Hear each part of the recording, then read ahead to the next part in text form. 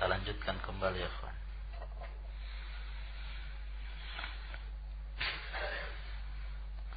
Qala al-muallif rahimahullahu ta'ala al-hadithul qudsi ma rawahu an-nabiy sallallahu alaihi wa ala alihi wa sallam an rabbih ta'ala. Apa yang diriwayatkan dari Nabi sallallahu alaihi wa ala alihi wa sallam dari Allah subhanahu wa ta'ala dengan berbagai macam bentuk, ya.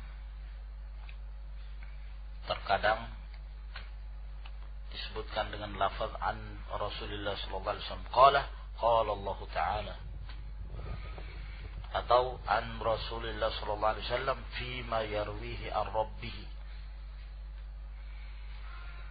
atau an Rasulullah sallallahu alaihi wasallam riwayatan. Kadang kalau yang dimaksudkan dengan riwayatan juga yang dimaksud adalah hadits qudsi. Namun kalau sahabat yang mengatakan riwayatan berarti dari sabda Rasulullah sallallahu alaihi wasallam. Wa yusamma aidan al-hadits ar-rabbani wal hadits al-ilahi. Ini penamaan-penamaan dari hadits qudsi yang intinya yaitu yang diriwayatkan dari Nabi sallallahu alaihi wasallam dari Allah azza wa jalla, ya. Dan hadis-hadis qudsi yang diriwayatkan dari Nabi sallallahu alaihi wasallam lebih dari 100 hadis. Sebagian mereka ada yang menyebutkannya dalam kitab yang khusus. Dan saya lupa siapa pengarang dari kitab Al-Ahadits Al-Qudsiyah Sahihah. Nah, dan hadis Abi Dzar radhiyallahu ta'ala anhu, ya ibadi inni haramtu dzulma ala nafsi, ini termasuk hadis yang paling agung dalam bab hadis-hadis qudsi. Misaluhu qawluhu sallallahu alaihi wasallam fima yarwihi ar-rabbih ta'ala annahu qala. Permisalannya adalah sabda Rasulullah sallallahu alaihi wasallam terhadap apa yang diriwayatkannya dari Allah subhanahu wa ta'ala, annahu qala, bahwa Allah berfirman, ana 'inda dhanni 'abdi bi. Nah, aku 'inda dhanni 'abdi bi, menurut persangkaan hambaku terhadapku. Wa ana ma'ahu hina yadhkuruni, dan aku senantiasa bersamanya ketika dia senantiasa mengingatku. Telah kita jelaskan ya ikhwan makna al-ma'iyyah, bahwa kebersamaan Allah dengan makhluknya tidaklah menunjukkan pencampur bauran, ya, ikhtilaf bil khalq, sama sekali tidak. Tapi al-ma'iyyah kullun bihasbih. Dan ma'iyyah yang dinisbahkan pada Allah Subhanahu wa taala adalah yang layak dengan kemuliaan dan keagungan Allah. Dan Allah Subhanahu wa taala 'alal 'arsy istawa. Wa idz dzakarani fi mala'in dzakartu fi mala'in khairin minhum. Apabila dia mengingatku di mala', di sekumpulan orang, maka aku akan menyebutnya di kelompok yang lebih baik dari mereka. Allah Subhanahu wa taala akan menyebut mereka di hadapan kelompok yang lebih baik dari kalangan para malaikat. Ini hadis qudsi yang diriwayatkan oleh Imam Al-Bukhari dan Muslim dalam sahihnya. Maka di dalam hadis ini Allah Subhanahu wa taala berfirman, dan firman Allah Subhanahu wa taala diriwayatkan dari Rasulullah sallallahu alaihi wasallam, menetapkan sifatul ma'iyyah lillah, dan kebersamaan Allah Subhanahu wa taala terbagi menjadi dua, ma'iyyah secara umum dan ma'iyyah secara khusus, sebagaimana yang telah kita jelaskan pada pelajaran-pelajaran yang lalu dalam Al-Qawaidul Muflah. Dan di dalam hadis ini juga ditetapkannya sifatun nafs. Allah Subhanahu wa taala memiliki nafs. Zakartuhu fi nafsi. Aku menyebut dia pada diriku. Nah, demikian pula sifat az-zikr. Allah yadhkur. Nah, dan disebutkan di dalam hadis ini keutamaan seseorang berzikir, ya, di hadapan sekelompok orang. Masing-masing memiliki keutamaan berzikir dikala sir dan berzikir dikala alaniyah, dalam keadaan sendiri maupun ramai. Ya, berzikir fi malain banyak. Menuntut ilmu seperti ini termasuk zikir fi mala. Nah, untuk kita berdoa atau masing-masing berzikir atau ceramah mengingat Allah Subhanahu wa taala, mengagungkan Allah, itu namanya zikir fi mala. Muhadarat, khutbah, ta'lim termasuk dalam zikir fi mala. Ya. Nah, dan batil orang yang menafsirkan bahwa yang dimaksud dengan zikir fi mala adalah az-zikrul jama'i, zikir secara berjamaah. Orang yang tidak mengerti perkataan para ulama salaf yang menafsirkan demikian, zikir secara berjamaah, ramai-ramai mengucapkan la ilaha illallah, subhanallah, dan seterusnya, seperti yang diamalkan oleh kaum sufiyah, tariqat sufiyah dan ahlul bid'ah. Nah, ya, kalau demikian, apakah juga mereka memahami dari firman Allah ini, zakartuhu fi mala'in khairin minhum, berarti Allah juga zikir jamaah sama malaikat? Apa seperti itu? Kalau dia memahami wa in zakarani fi mala'in, difahami zikir jama'i, ya, seperti yang ditulis salah seorang mereka di majalah Khalafi, berarti bisa difahami kalau begitu Allah juga zikir secara berjamaah dengan para malaikat, ramai-ramai berzikir. Hada minal jahl, ya, wa minal butlan, kebatilan dari apa yang mereka ucapkan. Ya, ini contoh, dan di sana masih banyak lagi contoh-contoh dari hadis qudsi.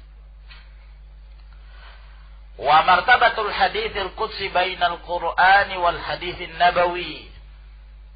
Kedudukan hadis qudsi antara Al-Qur'an dan hadis Nabi. Sebab hadis qudsi dia adalah hadis yang dinisbahkan kepada Rasulullah sallallahu alaihi wasallam. Sedangkan Al-Qur'an Karim dinisbahkan kepada Allah. Fal Qur'anul Karim yunsabu ila Allah Ta'ala lafzan wa ma'nan. Maka Al-Qur'anul Karim itu dinisbahkan kepada Allah Subhanahu wa taala secara lafaz dan secara makna. Secara lafaznya itu dari Allah. Alif Lam Mim Dzalikal kitabu la raiba fihi hudal lil muttaqin. Ini dari Allah Subhanahu wa taala. Lafaznya. Ya. Termasuk pula di antaranya adalah ayat-ayat yang telah dihapuskan lafaznya. Seperti ayat yang pernah diturunkan Allah Subhanahu wa taala. Dalam riwayat Imam Muslim hadis Abdullah bin Abbas bahwa Allah pernah menurunkan firman-Nya asy-syaikhu wasy-syaikhatu idza zanaya farjumuhum al-battah nakalan min Allah wallahu alimun hakim. Ayat ini pernah dibaca oleh para sahabat dan pernah Allah Subhanahu wa taala menurunkannya kepada Rasulullah sallallahu alaihi wasallam. Namun setelah itu diangkat lagi lafaznya. Adapun hukumnya tetap berlaku, hukum rajam. Ya, bagi orang yang berzina dan dia muhsan atau muhsanah. Nah, dan telah diamalkan oleh Rasulullah alaihi wasallam. Telah diamalkan oleh al-khulafa'ur rasyidun. Kata Umar bin Khattab radhiyallahu taala anhu, sungguh aku khawatir pada akhir zaman nanti ada orang mengatakan ma najidur rajma fi kitabillah. Kita tidak mendapatkan hukum rajam dalam kitab Allah. Ala wa innar rajma haqqun. Ya, ketahuilah sungguhnya hukum rajam itu adalah hak. Nah, sedangkan hadis qudsi ya, dalam hal ini hadis nabawi wal haditsun nabawi yunsabu ila Nabi sallallahu alaihi wasallam lafdhan wa ma'nan. Hadis Nabi yakni dari ucapan Rasulullah sallallahu alaihi wasallam ya, itu disandarkan kepada Nabi sallallahu alaihi wasallam secara lafaz dan secara makna. Secara lafaz dan secara makna. Nah,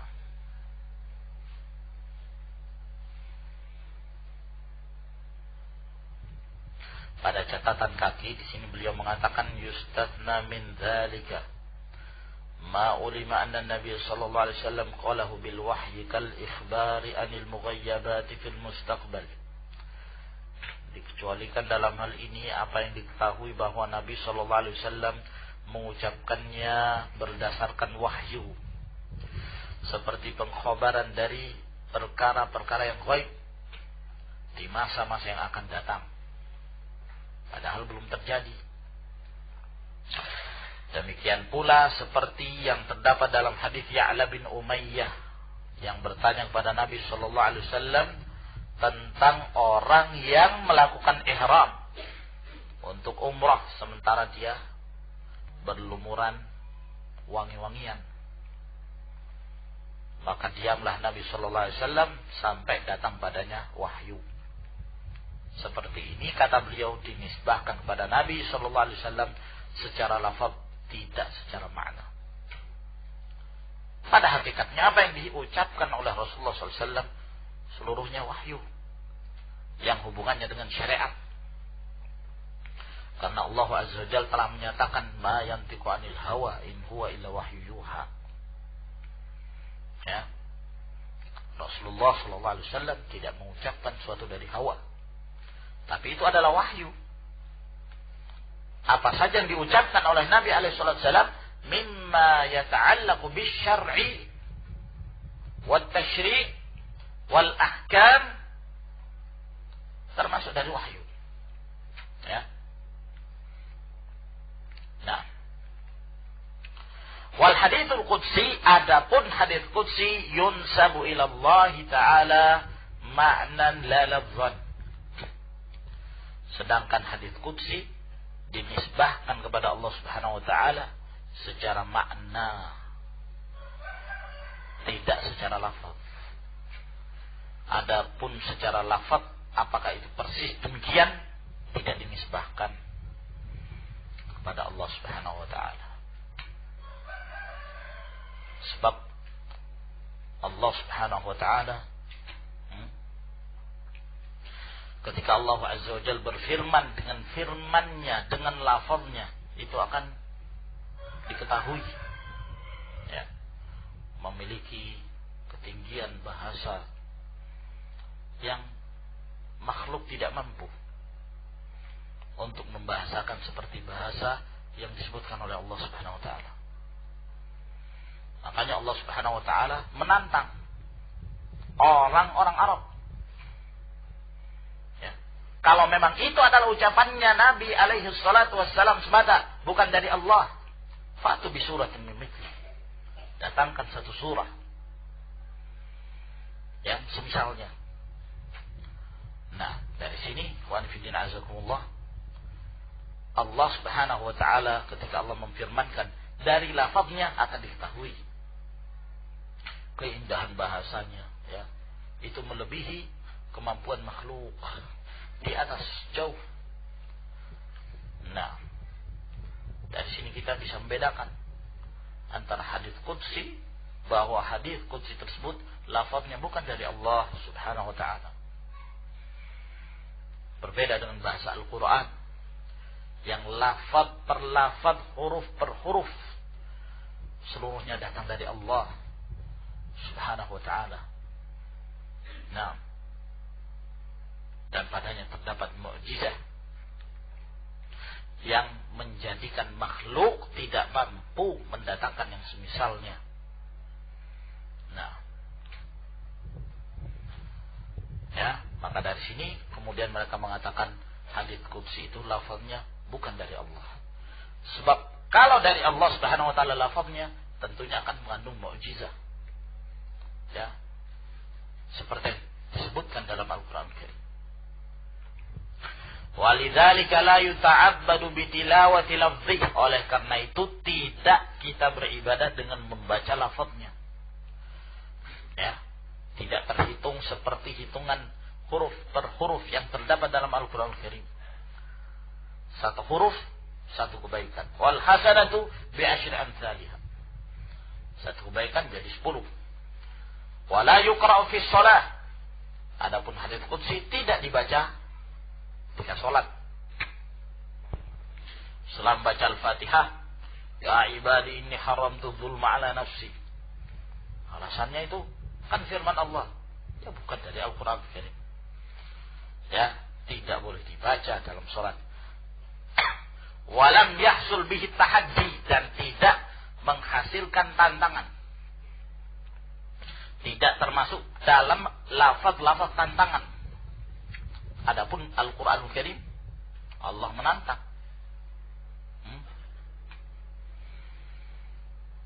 Wa in kuntum fi raibin mimma anzalna ala abdina fa'tu bi suratin min mithlihi. Wad'u syuhada'akum min dunillah in kuntum shadiqin. Kaum Arab ditantang oleh Allah Subhanahu wa taala. Sampai sekarang sudah berlalu selama 14 abad lebih. Belum ada satupun yang sanggup mendatangkan satu surah seperti yang disebutkan oleh Allah Subhanahu wa taala di dalam Al-Qur'an Al-Karim. Ya. Nah, kalau mereka berusaha untuk membuatnya, niscaya akan diketahui kelemahannya. Ya, dari sisi ilmu nahwunya, dari sisi balaghahnya, jelek sekali. Musailamah al-Kadzdzab, al-Kafir, ya, yang juga berdusta dan mengaku telah diturunkan kepadanya surah, diturunkan kepada Rasulullah sallallahu alaihi wasallam wal asri, ya. Dia juga mengaku telah diturunkan kepadanya surah Al-Wabr, suratul Wabri. Nah, Al-Wabr, wa ma adraka mal wabr. Wah, jelek betul. Jelek sekali kedengarannya.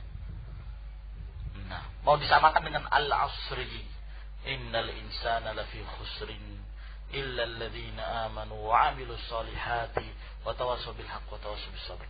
Indah sekali. Tapi kalau hadits qudsi tidak ada tantangan. Ya. Walam yunqal bitawatur. Hadits qudsi tidak dinukilkan secara mutawatir. Kama nukil Al-Quran.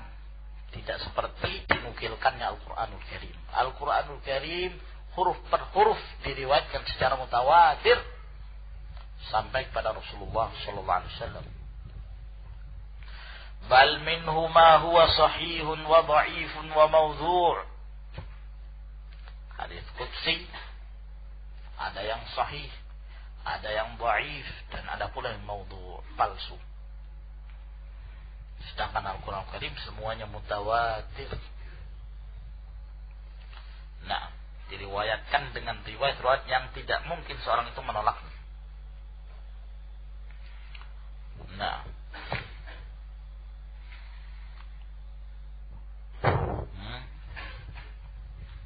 apalagi ikhwan, Al-Quran Karim terpelihara dari berbagai perubahan-perubahan. Inna nahnu nazzalna dzikra wa inna lahu lahafizun. Adapun hadits qudsi ini terjadi. Makanya ada yang dhaif, ada pula yang palsu. Nah, berkenaan tentang menyentuh seorang yang berhadas, mushaf Al-Quranul Karim tidak boleh disentuh oleh seorang yang berhadas. Nah, berbeda dengan hadits qudsi. Walhasil di sana banyak perbedaan antara Al-Quran Karim dengan Al-Hadis Al-Qudsi. Kemudian beliau berkata rahimahullahu ta'ala, aqsamul khabari bi'tibari turuqi naqlihi ilaina. Pembagian khabar ditinjau dari cara-cara penukilannya kepada kita, status dan kondisi sampainya kepada kita itu bagaimana. Khabar yang datang dari Rasulullah sallallahu alaihi wasallam itu. Yang qasimul khabaru bi'tibari turuqi naqlihi ilaina ila qismaini.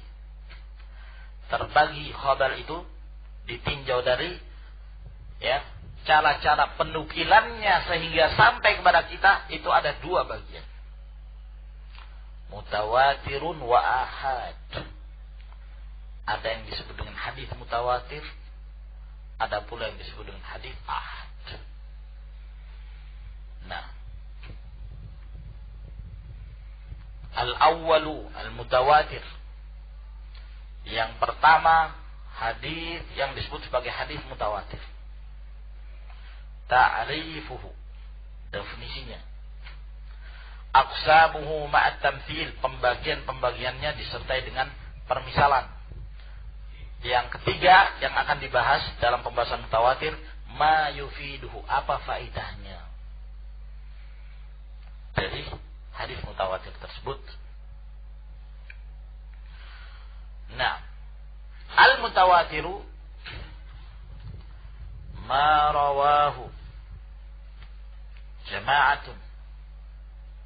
Hadis mutawatir adalah yang diriwayatkan oleh sekelompok para periwayat hadis. Yastahilu fil 'adati ay yatawafa'u 'alal kadhib. Yang mustahil secara kebiasaan mereka bersepakat di atas kedustaan. Ya, mereka bersepakat di atas kedustaan. Wa asnaduhu ila syai'in mahsus, dan kemudian mereka menyandarkannya kepada sesuatu dari panca indera mereka. Seperti misalnya mereka mengatakan sami'tu, aku mendengar, atau ra'aitu, aku melihat. Tapi kalau dia hanya mengatakan gila, ada yang mengatakan demikian, oh berarti bukan mahsus, tidak secara his penukilannya, harus dengan panca indera, perabaan, menyentuh, mendengar, melihat. Ya, kalau tidak demikian maka bukan hadis mutawatir namanya.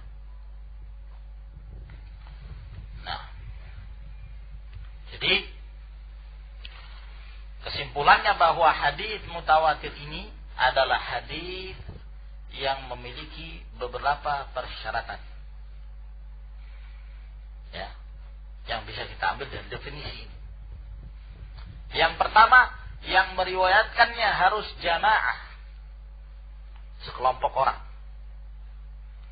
Berapa jumlah kelompoknya?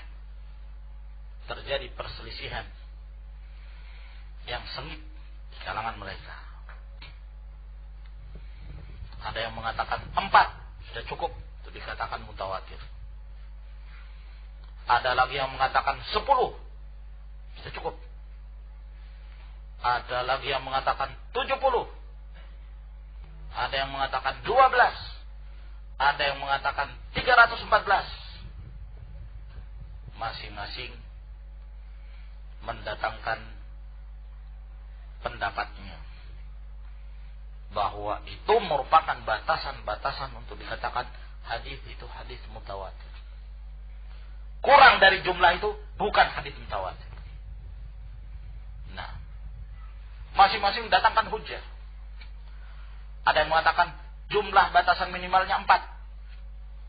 Alasannya persaksian diterimanya seorang yang akan bersaksi terhadap orang yang berzina kan 4. Arba'atu syuhada, 4 saksi. Yang lain mengatakan tidak 10. Ya. Alasan mereka apa? Karena 10 aqallu jumu'il al-kathrah. Nah, jamak yang banyak yang paling minimal. Nah, kalau 9 jamak tapi bukan banyak, tidak dikatakan katsir, masih qalil. Nah, jadi jamak yang dikatakan katsir tapi paling minimal itu 10. Nah, seperti yang dikatakan Al-Istakhri dan diikuti oleh Suyuti, dan dengan itu diikuti pula oleh Al-Qattani, ya, mengarang satu kitab dan mengumpulkan hadis-hadis yang beliau anggap sebagai hadis mutawatir. Nah, berdasarkan di atas mazhab ini, mazhab 10 perawi. Nah,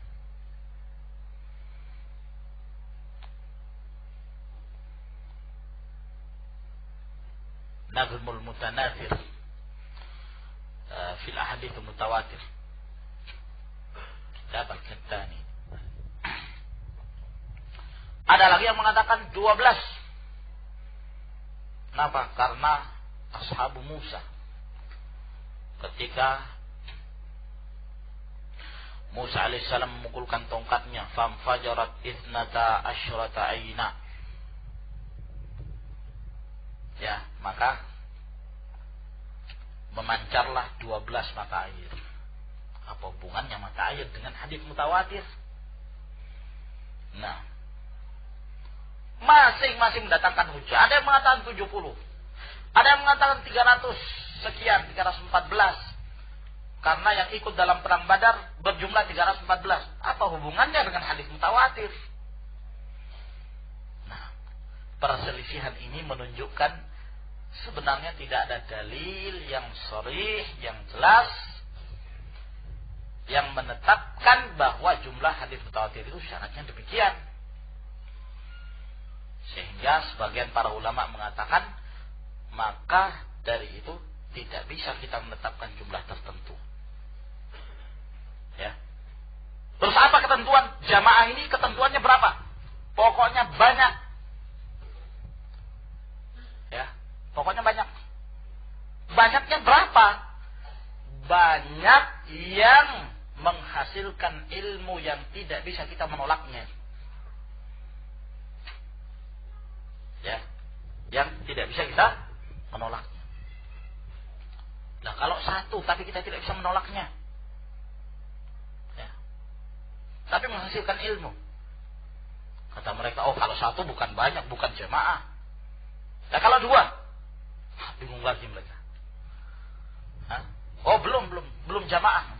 Yo, orang sholat jamaah jadi kalau 2 orang, 1 imam 1 makmum jadi sholat jamaah. Iya kan? 2 berarti bisa. 2 menghasilkan ilmu berarti jamaah. Oh enggak, dikata tidak boleh 2 karena 2 itu hadis aziz. Kalau begitu 3. Oh 3 belum.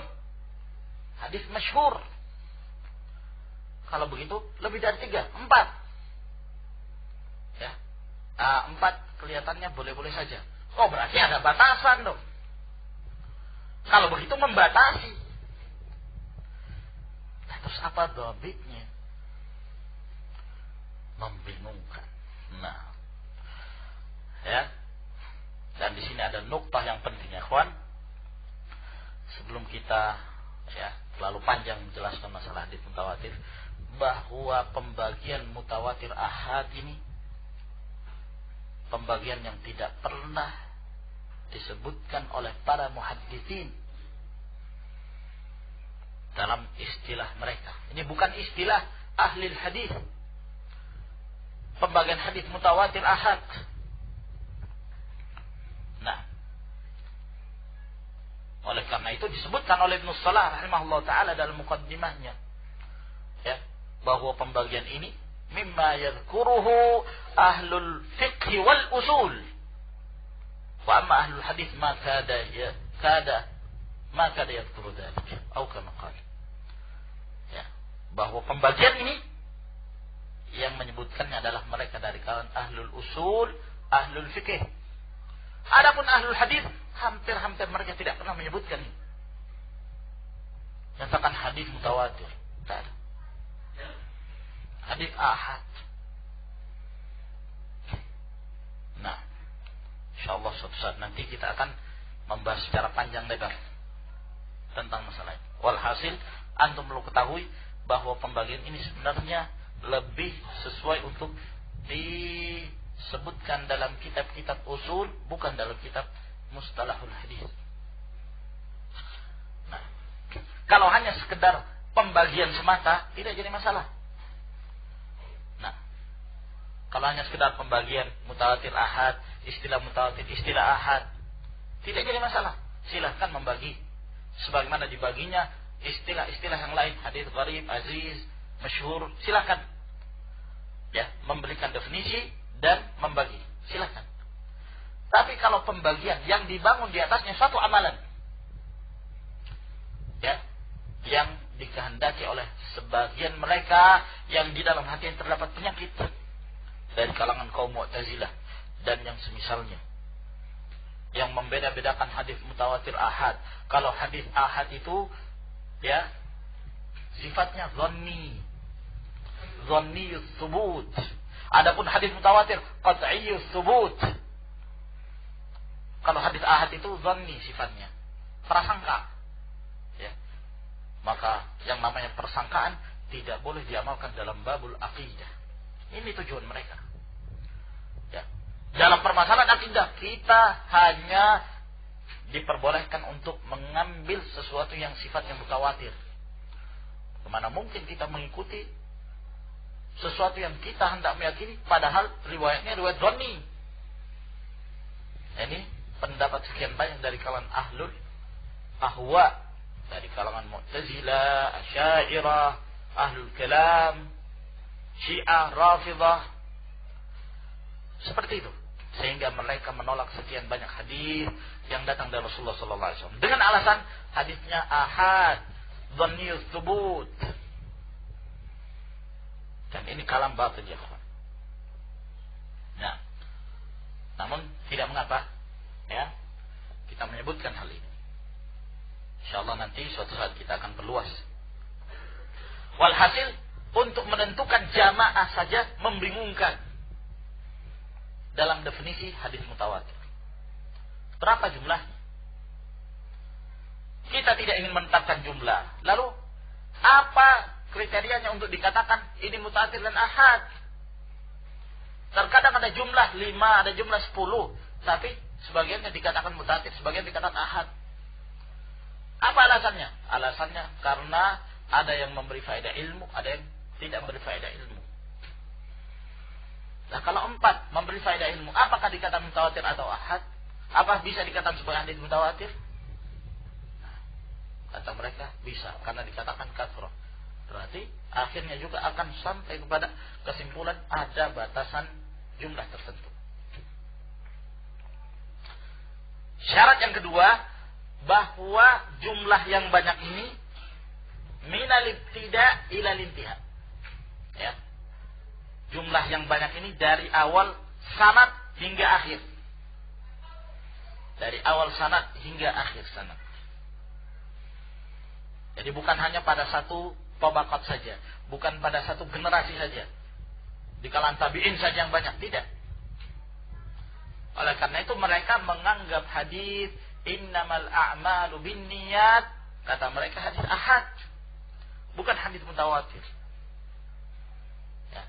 Walaupun yang meriwayatkan ya dari Yahya bin Sa'id al-Ansari itu banyak sekali, ratusan para perawi. Namun Yahya bin Sa'id al-Ansari bersendiri dalam meriwayatkan hadis ini dari Muhammad bin Ibrahim at-Taimi. Muhammad bin Ibrahim at-Taimi bersendiri dalam meriwayatkan hadis ini dari Alqamah bin Waqqas al-Laythi. Alqamah bersendiri dalam meriwayatkan hadis ini dari Umar bin Al-Khattab radhiyallahu taala anhu. Tidak ada yang membantu mereka dalam meriwayatkan hadis ini. Mereka semua bersendiri dalam meriwayatkannya pada tabaqat-tabaqat mereka. Ini bukan hadis mutawatir. Persyaratan hadis mutawatir pada setiap tabaqat itu harus banyak. Ya. Kalau 20, semuanya harus 20 atau lebih. Begitu. Ya. Kapan ada salah satu dari sanad itu ya yang tidak diriwayatkan secara jamaah, maka bukan mutawatir.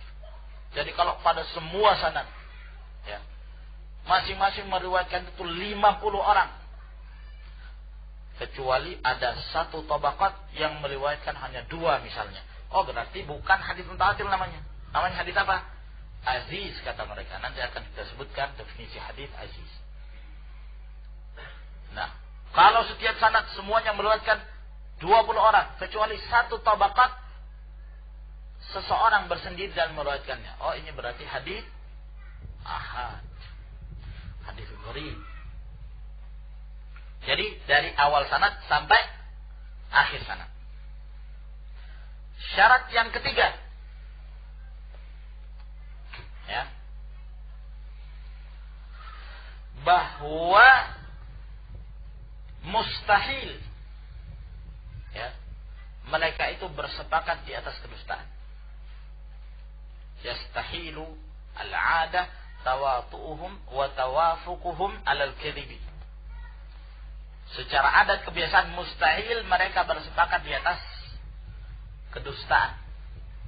Jadi ada yang namanya tawatu'. Sini sebutkan, ada pula yang disebut dengan tawafuq. Ada tawatu', ada tawafuq.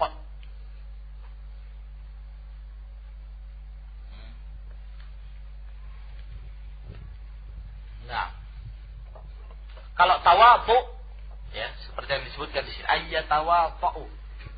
Tawatu itu kesepakatan yang disengaja. Kesepakatan yang disengaja. Misalnya musyawarah ya. Ya, atau mereka berkumpul di satu daerah. Kumpul lalu kemudian menyepakati bagaimana kalau kita membuat hadis ini, ya?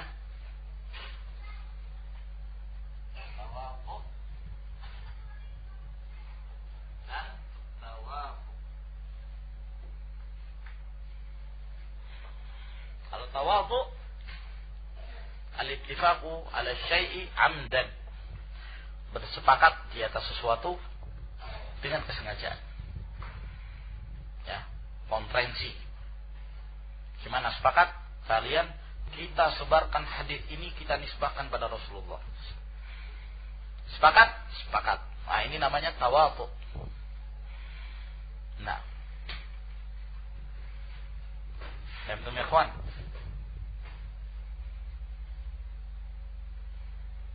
Seperti tuduhannya kaum Syiah Rafidhah. Mereka sebarkan ya, kedustaan yang berasal dari penukilannya Ibnu Abil Hadid dalam Syarah Nahjul Balaghah, ya, yang menyebutkan bahwa di zaman khilafah Muawiyah bin Abi Sufyan, maka Muawiyah bin Abi Sufyan sempat mengumpulkan dan membuat yayasan, ya, yang yayasan ini, ya, merupakan yayasan yang dibentuk oleh Muawiyah bin Abi Sufyan.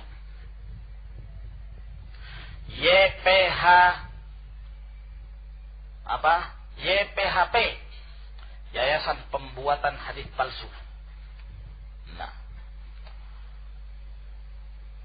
buatan Muawiyah, bentukan Muawiyah. Dan beranggotakan sebagian dari para sahabat dan tabi'in.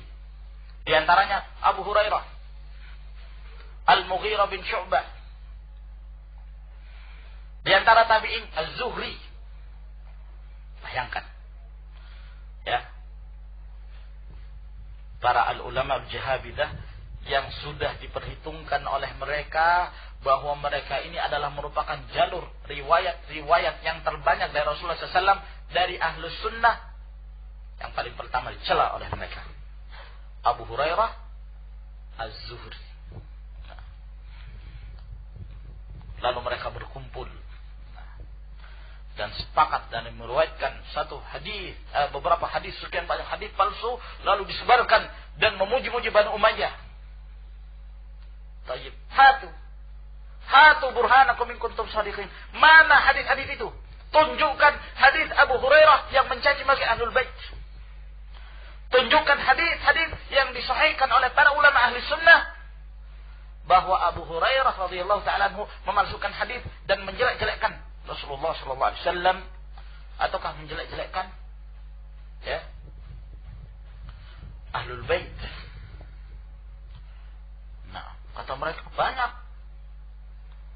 Nah, seperti hadis tentang sihir,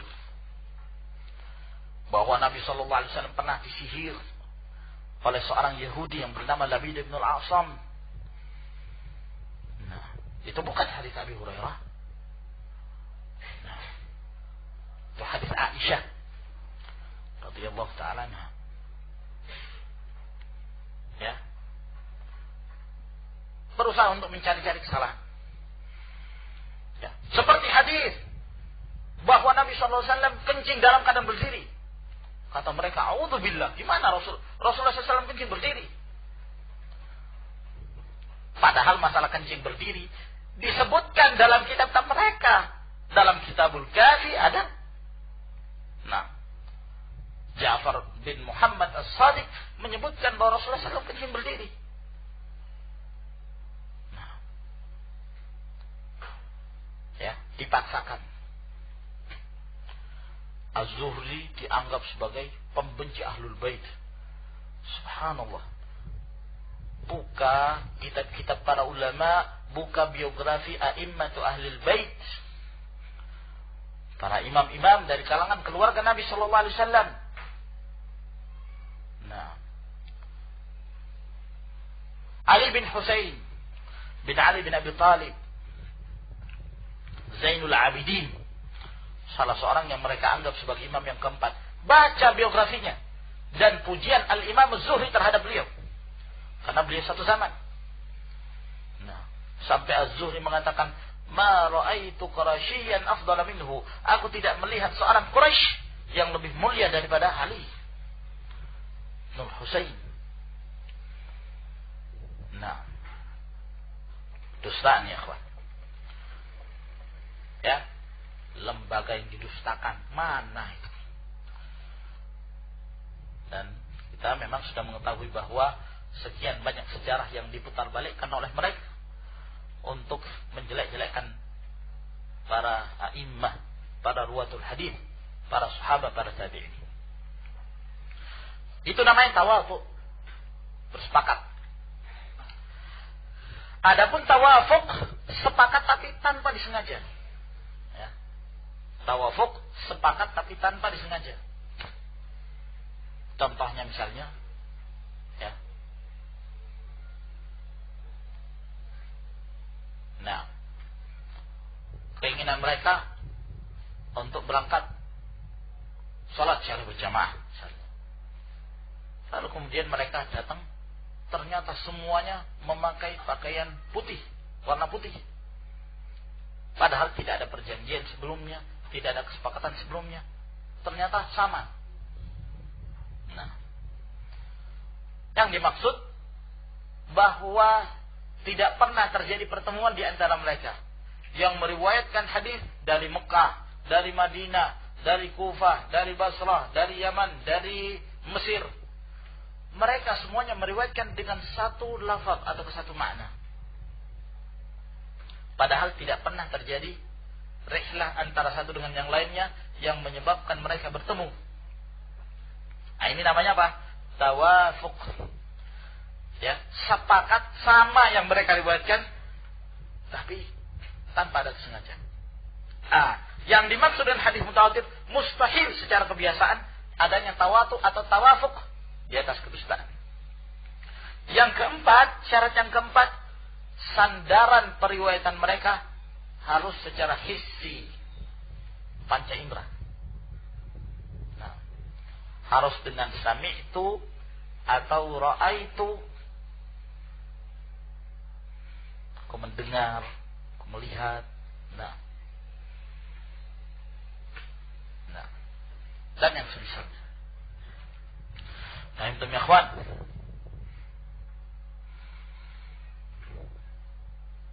Ya. Berarti kalau hanya sekedar menyatakan demikian. Ya. An fulanin qala Rasulullah. Nah, tidak termasuk. Harus dia mengatakan an fulanin qala ra'aitu Rasulullah atau sami'tu Rasulullah. Harus dengan itu. Tapi kalau hanya mengatakan an fulanin qala Rasulullah, berarti sandarannya bukan his. Nah, teman-teman ikhwan, ini 4 syarat. Sebagian menggabungkan syarat yang kelima, yaitu ifadatul ilm, memberikan faedah ilmu, yakin, tidak ada keraguan sama sekali.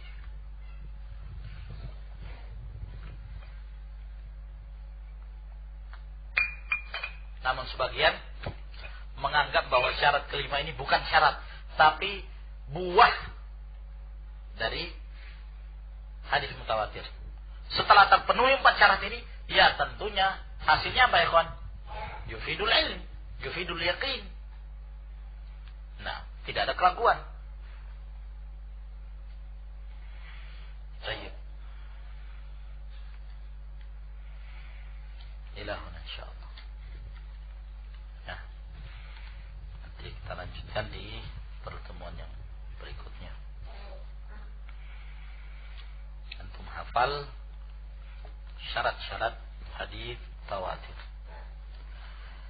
Tafadhalu hafizakumullah.